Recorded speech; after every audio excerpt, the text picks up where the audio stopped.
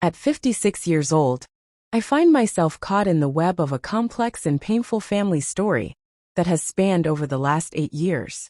It all began when I discovered the devastating truth about my wife, Laura, 52, who had been secretly involved with a former college classmate for almost a year. The discovery shook me to my core, and after the initial shock wore off, I made a decisive choice, one that would forever change the course of my life. I left our home and filed for divorce without hesitation. Looking back, our marriage had been faltering for some time. Laura and I were going through a difficult patch. Our finances were strained, and emotionally, we were both at our breaking points. Yet, despite everything, I had never considered infidelity as a solution. After every argument, I had tried to reconcile and make her feel valued, but nothing seemed to matter to her. When I found out about her affair, I could no longer ignore the growing distance between us. What hurt most, though, was not just the betrayal, but the fact that our children, who had already started their own lives, chose to stand by Laura unconditionally. I couldn't fathom it. They justified her actions by saying that being a homemaker had caused her to feel bored and unfulfilled. They even claimed that the family tensions had intensified after they moved out. It was impossible for me to accept their reasoning. After all, I was facing the same challenges. Yet, I had never resorted to an affair to deal with my own frustrations. Instead, I tried to make things work. Their insistence that I forgive Laura and give her a second chance led to an irreparable rift between us. In the end, I found myself completely excluded from their lives. The loneliness was suffocating, especially when, just 2 months after our divorce, Laura remarried her lover. Even though they promised me forgiveness, their actions told a different story. For years, I was left on the outside, watching as they shared milestones I had once hoped to be a part of. Then unexpectedly, everything changed at the beginning of this year. After years of silence, my children Marcos and Elena, both married, reached out to me. Their sudden interest in reconnecting coincided with a significant change in my own life. My business had finally taken off. What started as a modest venture in sports coaching, alongside a colleague and a business expert, had blossomed into a thriving facility that was gaining popularity. Our success seemed to have caught my children's attention. Initially, I was hopeful. Perhaps this was a sign that they had genuinely reflected on their actions and wanted to repair our relationship. But their visit a few days ago shattered that hope. They began by praising the success of my business, and before long, they shifted the conversation toward wanting me to take a more active role in the lives of my grandchildren, whom I had barely had the chance to know. Then they made a request that left me speechless. They wanted financial help. This request, coming after years of rejection, was a bitter pill to swallow. They had excluded me from their weddings, never invited me to meet their children, and now, when things weren't going well for them, they were knocking on my door. It wasn't just their words that hurt, but the realization that their motives were tied to their current financial struggles. After conducting some research, I discovered that my children had been facing significant financial difficulties for quite some time. Their stepfather, who had once seemed like the hero in their lives, was planning to sell the furniture company where they worked. The family's idealized image had crumbled, and now they were desperate for support. In hindsight, I can see the full picture. Their loyalty to Laura during our divorce likely stemmed from the promises of a secure future in their stepfather's company. They had been given a place in the world based on what he could offer them. And when that stability was threatened, they turned to me. I couldn't ignore the fact that they had been bought by their stepfather, and that their love for him had overshadowed their bond with me for all these years. Now, faced with their desperation, I've struggled with whether or not to open the door to them. I am torn between my desire to reconnect with my children and the fear that I am being used. For 8 years, I have been excluded from their lives, and now that they're in trouble, they expect me to step in and offer a safety net. I've worked hard to build my business, and my success has been hard-earned. But can I really ignore my children, especially with the knowledge that they are struggling? I could help them financially. My business is doing well enough to support them temporarily until they get back on their feet. But the question is, should I? What if I am only being seen as a means to an end? What if, in their minds, I am nothing more than a resource to salvage their own financial futures. The pain of realizing this is overwhelming. I fear that if I let my pride guide my actions, I may push away the chance to rebuild the relationship with my children, to finally have a place in my grandchildren's lives. 2 days ago, they showed up at my door. They argued that they wanted to reconcile, that they recognized my role as their father, and were genuinely seeking a fresh start. They denied that their request for financial help had anything to do with my prosperity, but the doubt still lingers. I reminded them of the years they had spent turning their backs on me, of how they had sided with Laura and her new life, and of how they had ignored me while I was going through my own struggles. They didn't take kindly to my words, accusing me of being bitter and insensitive. They insisted that they weren't just after my money, but genuinely wanted to mend our relationship. Since that conversation, I have been unable to think clearly. The stress has clouded my judgment, and I find myself wondering if I am making a huge mistake. Am I letting resentment dictate my decisions? Or am I simply protecting myself from further hurt? What if, by refusing to help, I lose the opportunity to reconnect with my children and grandchildren forever? This dilemma is tearing me apart. I want to believe that their desire to reconnect is real, but the fear of being used haunts me. I know that if I give in to their request, I may be opening myself up to another round of betrayal. But if I refuse, I risk never having a chance to rebuild the bond with my family. It feels like a lose-lose situation, and I'm not sure what the right answer is. In the end, I have to ask myself, is it worth it to help them, knowing that they may never truly value me for who I am? Or should I stick to my principles and protect myself from further emotional harm? 2 weeks have passed since I last shared my thoughts, and I believe it's time to update you on the latest events in this complicated saga. Yesterday, I was caught off guard at my workplace when Marcos and Elena, along with my grandchildren, appeared unannounced, demanding to speak with me immediately. At the time, I was in the middle of a training session with several students, and as a rule, I do not accept meetings during these hours. Our policy is clear. Anyone seeking a meeting with me must wait until I've completed my scheduled commitments. However, for reasons I still can't understand, they felt entitled to an exception. When the receptionist informed me of their presence and their refusal to wait like everyone else, my irritation grew. To avoid creating a scene in the lobby, I instructed the security staff to escort them to my office, where they would need to wait until I finished my session. I deliberately took my time, making them wait about 30 minutes before finally addressing the situation. It might have been petty on my part, but I felt they needed to learn a lesson about respect. Respect for my time, for my work, and for the fact that they couldn't simply demand immediate attention without consideration for others. When I finally entered my office, I could see the irritation on Marcos and Elena's faces. The children looked restless, clearly bothered by the wait. They didn't waste any time reproaching me for what they perceived as a deliberate snub, claiming it was rude and inconsiderate to make them wait, especially with the children present. Their sense of entitlement was palpable, and it irked me deeply. I calmly explained that the treatment they had received was the same as any other individual who had come to see me during a training session. If others could respect my professional commitments and wait patiently, they too should have been able to do the same. I also pointed out that the decision to bring the children into this situation was entirely theirs. They had chosen to involve them in what, to me, seemed like a calculated move to manipulate my emotions. This was a professional facility where I have real responsibilities.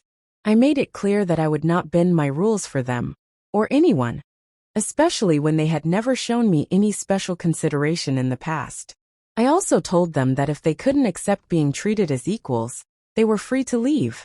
The decision to wait had been theirs alone, not mine. My tone was firm, and it was clear that my words stung. However, given their current predicament, they didn't escalate the situation. Instead, they quickly shifted the conversation toward a more personal note. They explained that they had brought the children to facilitate a meeting between me and my grandchildren, hoping I would finally get to know them and begin to build a relationship with them. The implication was clear. They wanted me to step into the role of a grandfather. Emotionally, this was difficult for me, Seeing my grandchildren for the first time was overwhelming.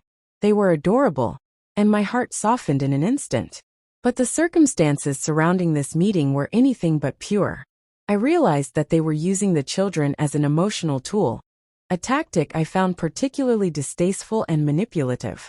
I told them as much, expressing my disappointment with their approach. Despite their protests, I saw through their intentions. It was transparent that their primary concern was financial support, not familial reconnection. Their desperate attempt to manipulate the situation, using my grandchildren as pawns, was something I could not ignore. As much as I wanted to embrace my new role as a grandfather, I made it clear that their manipulation would not work. I told them that their efforts had come too late. The wounds of the past 8 years were still fresh, and they had already chosen their side when they abandoned me for the promises of a more stable future with their stepfather. The children, the grandkids, none of it was worth compromising my integrity. During this interaction, I did admit to myself that yes, I felt an undeniable affection for my grandchildren. But the fact remained that this first meeting, this opportunity to bond with them, was marred by their parents' motives. I would not allow myself to be pulled back into their web of manipulation. As the conversation wore on, they persisted in pushing me to at least listen to their financial proposal. But my resolve had only hardened. They had used me before, and I wasn't about to allow them to do so again, especially when their motivations were so transparent. It is with a heavy heart that I face the reality of this situation. The emotional toll it takes to navigate this conflict, the longing to connect with my children and grandchildren, is exhausting. But I have come to understand that they have never been interested in me for who I am. They are interested in what I can offer them. And until that changes, my stance will remain the same. Thank you for all the support and insight you've shared. It has been invaluable in helping me navigate these difficult decisions. If anything new arises, I will continue to keep you updated. 3 days have passed since my last encounter with my children, and while I have remained resolute in my decision to keep them blocked on my communication channels, they have continued their efforts to contact me. This morning, I received an unexpected email from an unfamiliar address. Upon opening it, I discovered a lengthy and heartfelt apology for the events that transpired recently. In their message, they acknowledged the unsettling way things had unfolded and expressed an understanding of the reasons behind my discomfort with their actions. They explained that initially, their reaction to my stance had been one of indignation. They had intended to reconcile, but after reflecting deeply on the situation, they admitted that they had, in fact, been partially responsible for the rift between us. To my surprise, they confirmed that the information I had gathered from family members about their preference for their stepfather, motivated by the financial security he provided, was accurate. Though initially offended by my directness in pointing this out, they eventually recognized the uncomfortable truth in my words. This revelation seemed to shake them, and they admitted that, in their pursuit of personal gain, they had indeed become selfish, and that I deserved far better treatment than I had received. While they fully accepted that I had every right to exclude them from my life, they implored me not to extend that distance to my grandchildren. They also revealed the true nature of their recent actions. They had been hoping to secure an investment from me in a new video venture they were planning. Though they acknowledged that their stepfather, as the main owner, had the right to sell his company, they were looking to establish their own entrepreneurial path without jeopardizing their personal financial stability. At first, they had hoped I would be their primary investor. But after further introspection, they realized that even this request had been motivated by selfishness, without addressing the core issue of their past mistakes. The main purpose of their email, however, was not to revisit their business plans, but to extend a sincere apology and open the door for me to meet my grandchildren.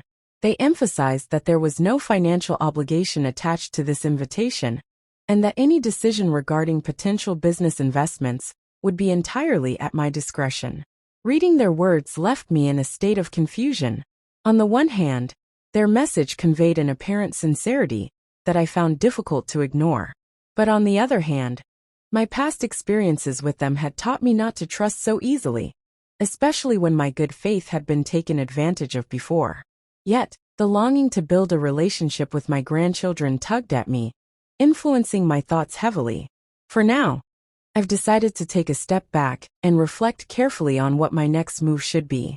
It's clear that this situation isn't black and white, and I need time to consider the consequences of re-engaging with them. As I reflect, I've decided to keep my distance for now. My updates may be less frequent in the coming weeks as I process this new development. Update 4. A decision to reconnect, slowly and carefully. After almost 2 months of introspection, I've come to a significant decision regarding my family. Although I've been resolute in my decision to maintain distance from my children, the situation with my grandchildren is different. At 58, I am painfully aware that time is fleeting, and I do not want to miss the opportunity to establish bonds with my grandchildren, no matter how modest the beginnings may be.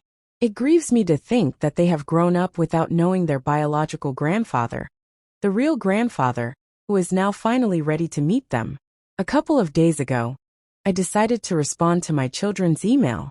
I extended an invitation to dinner this weekend, offering an opportunity for us to reconnect, including their spouses and children. However, I was very clear in my message that there would be no possibility of investment in their business.